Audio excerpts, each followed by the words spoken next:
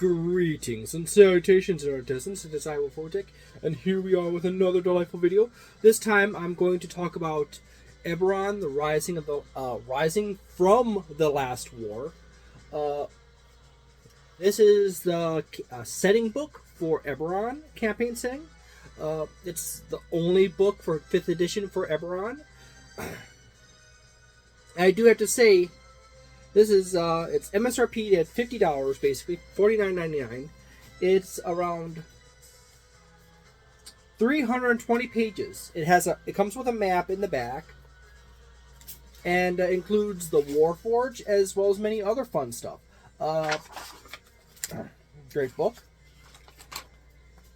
As for standard, you got the table of contents and the credits section. What's really nice about this is you, as a player for Dungeons & Dragons 5th edition, you actually have a really nice selection of ancestries or races to play as. You got some backgrounds, you got classes, including the Artificer, the earlier version of it. You got rules on group patrons in here, as well as so much other stuff.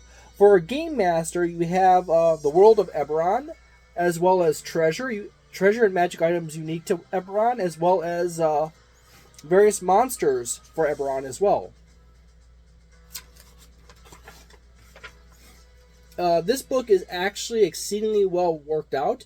It gives you the basic overview of Eberron, and then the basic history of Eberron, as well as the language conversion, the calendar for Eberron, and the explanation of the setting of Eberron as genre-wise,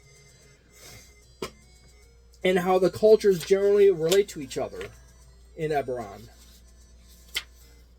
This is a techno-magical world.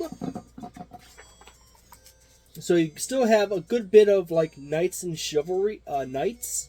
However, you have machines and other things that are powered by magic. Eberron is also an alignment-free world, where alignment means basically nothing. Pretty much everything has free will, with the exception of things that are dominated or controlled completely. Eberron actually has a pretty decent selection of dinosaurs on it, as well as a whole bunch of other stuff. As you can see, you got some tasty options here right off the bat on this page. You have some nice character creation. You've got changelings, which is a favorite of mine. You get some extra information on Dragonborn, elves and everything else. A changeling is new for Eberron. But you also get the houses, which as well as the goblinoid, the bugbears, the hobgoblins, and the regular goblins for Eberron as well. But you also, as I said, you have the house characters at Calistar as well. Those are awesome. Orcs, half-orc stats, and shifters, and so much more. Special rules on tieflings and warforged. And then you have the dragon marks. And you also get a special feat with the dragon marks, the aberrant dragon mark feat. And each one of these dragon marks is associated with a race that adds extra features such as spells and other features to your character. If you happen to be a spellcaster, you actually add extra spells to your spell list. So I definitely say this is definitely a book for a player. And as you can see, I have the page for the Artificer, because I play a lot of Artificers. Skip a few pages, you got a section on patrons. You have this nice little pieces here of news articles from papers. Nice scenes from towns.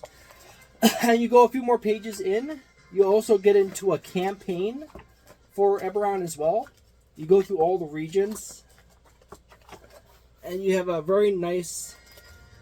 Each major location in Eberron has a few pages to each itself. We had to skip all the way to the back, skip past the adventure. There's an adventure in here, a short one. And then we get back here to Chapter 5, which is Treasure. You get a whole bunch of unique magic items. You actually get some really nice items like dragon shards and various arcane devices for your characters. Glimmer Weave. This is actually a very nice selection of items that expands out a lot of magic options for a lot of spellcasters, but also adds a few things for melee characters and skill characters. Then you got the friends and foes section, which is basically all the monsters, as you can see. And you have also a very nice selection here. You got some more dinosaurs, a clawfoot, various mutilated creatures, a homunculi, and so forth.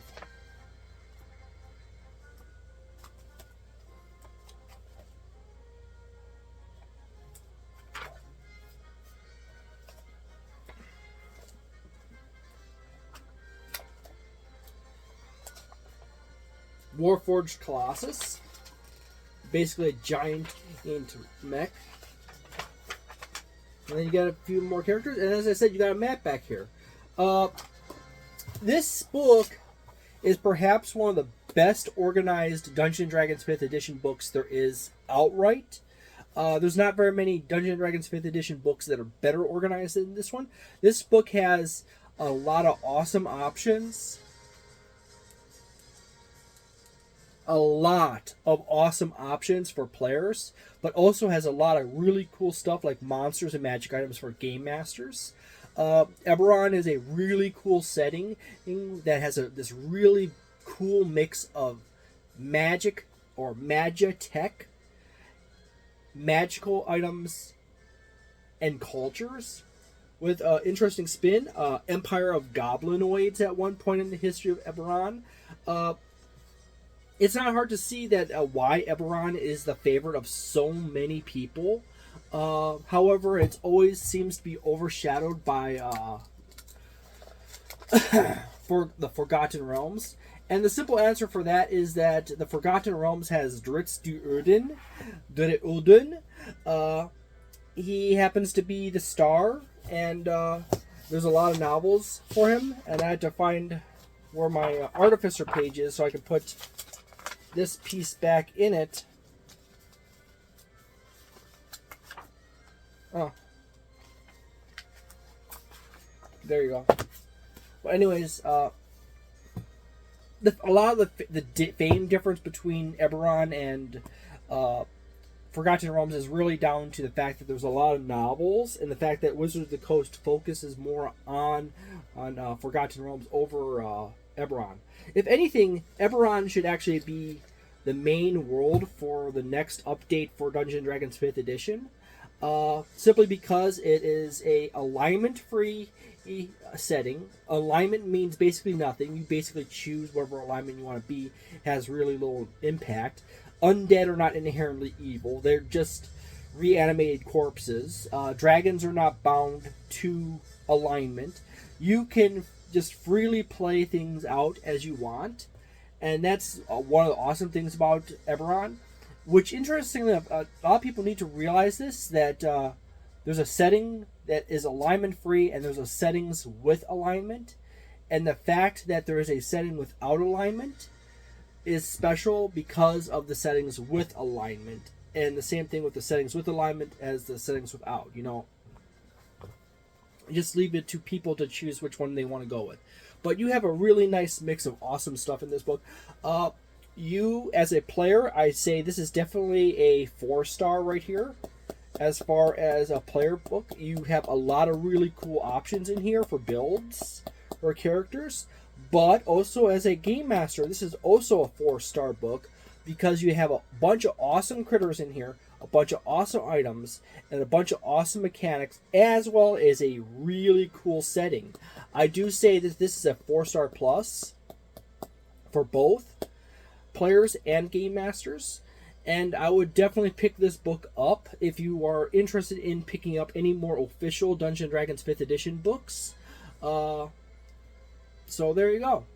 Thank you very much for watching. I hope you have a delightful day, a nice night, a wonderful weekend, a magnificent month, and see you next time.